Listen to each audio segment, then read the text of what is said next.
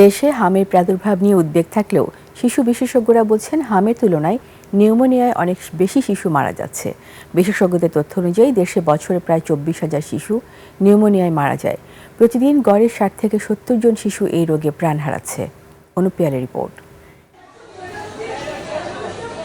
হাম রীতিমতো ভয়ানক দুর্যোগ হয়ে দাঁড়িয়েছে।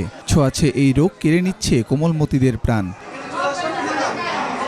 চলতি বছরের 15 মার্চ থেকে 14 মে পর্যন্ত 2 মাসে 54,419 জন হাম ও উপসর্গে আক্রান্ত হয়েছে। এর মধ্যে 70 জন হামে এবং 369 জন হাম উপসর্গ নিয়ে মারা গেছে।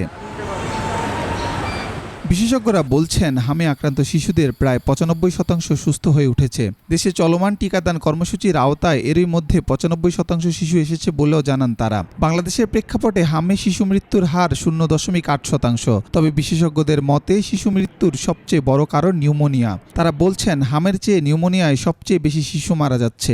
যখন হামজনিত নিউমোনিয়া ওই 5%-এর মধ্যে হয়, 95% ভালো হলে ওই যে 5% তার মধ্যে কিন্তু এই নিউমোনিয়া হচ্ছে, ডায়রিয়া হচ্ছে, ব্রেইনে ইনফেকশন হচ্ছে, তার অপুষ্টি হচ্ছে এবং তার যে শরীরের যে প্রতিরোধ ক্ষমতা, ইমিউনিটি, সেটা কমে যাচ্ছে। তাদের মতে প্রতি বছর 24,000-এর মতো শিশু নিউমোনিয়ায় মারা যায়।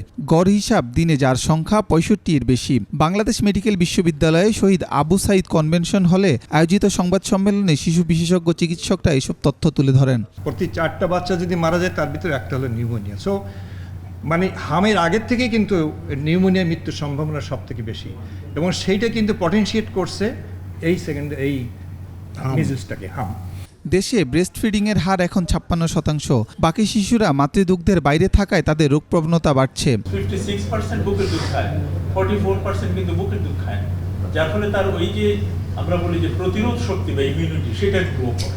নাম্বার 1। পাশাপাশি প্যাকেটজাত দুধের উপর নির্ভরশীলতাও শিশুদের নানা রোগে আক্রান্ত হওয়ার ঝুঁকি বাড়াচ্ছে বলে মনে করছেন তারা। প্যাকেটজাত, বোতলজাত। অনুপিয়াল, 21 টেলিভিশন, ঢাকা।